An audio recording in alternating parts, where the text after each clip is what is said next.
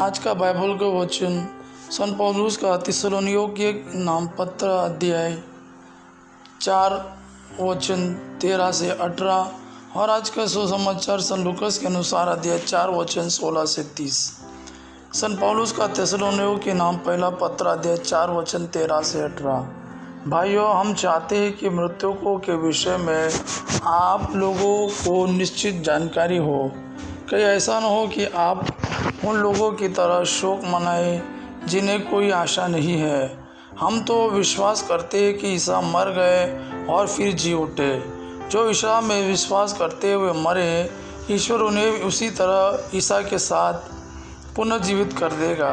हमें मसीह से जो शिक्षा मिली है उसके आधार पर हम आपसे यह कहते हैं, हम जो प्रभु के आने तक जीवित रहेंगे मृतकों से पहले महिमा में प्रवेश नहीं करेंगे।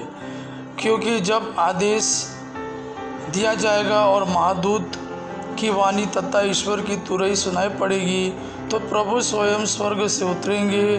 जो मसीह में विश्वास करते हुए मरे वे पहले जी उठेंगे। इसके बाद हम जो उस समय तक जीवित रहेंगे उनके साथ बादलों में आरोहित कर लिए जाएंगे और आकाश में प्रभु से मिलेंगे। इस प्रकार हम सदा प्रभु के साथ रहेंगे। आप इन बातों की चर्चा करते हुए एक दूसरे को सांत्वना दिया करें। आज का सुसमाचार सन लूकास के अनुसार अध्याय 4 वचन 16 से 30। ईसा नाज़रेत आए जहाँ उनका पालन पोषण हुआ था।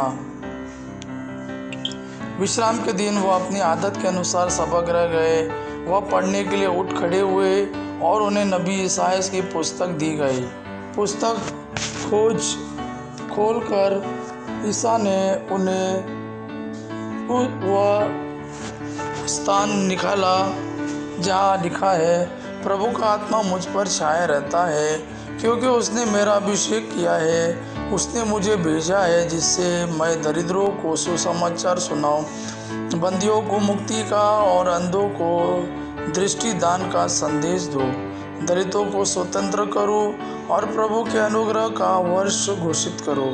ईसा ने पुस्तक बंद कर दी और वह उसे सेवक को देकर बैठ गए।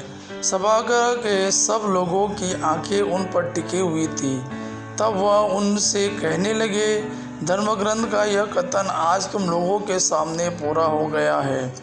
सब उनकी प्रशंसा करते रहे। वे उनके मनोहर शब्द सुनकर अचंभे में पड़ जाते और कहते थे, क्या यह यूसुफ का बेटा नहीं है? ईसा ने उनसे कहा, तुम लोग निश्चय ही मुझे यह कहावत सुना दोगे, वैद्य अपना ही इलाज करो। कफरनहूम में जो कुछ हुआ है हमने उसके बारे में सुना है, वह सब अपने मातृभूमि में भी कर दिखाइए।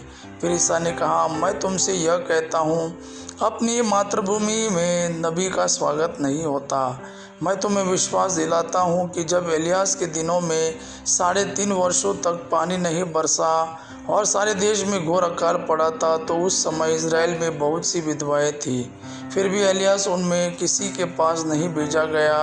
वह सीदोन के सारप्ता की एक विधवा के पास ही भेजा गया था। और नबी एलियास के दिनों में इज़राइल में बहुत से कोढ़ी थे, फिर भी उनमें कोई नहीं बल्कि सीरी नामन ही निरोग किया गया था। यह सुनकर सभागृह के सब लोग बहुत क्रोध हो गए। वे उठ खड़े हुए और उन्होंने ईसा को नगर से बाहर निकाल दिया। उनका नगर जिस पहाड़ी पर बसा था, वे ईसा को उसकी चोटी तक ले गए ताकि उन्हें नीचे गिरा दे, परंतु वे उनके बीच से निकलकर चले गए। यह प्रभु का वाणी है। प्रभु को धन्यवाद। आबा पिता की महिमा और पुत्र यीशु का प्रेम आप पर सदा सर्वदा बना रहे। आमीन।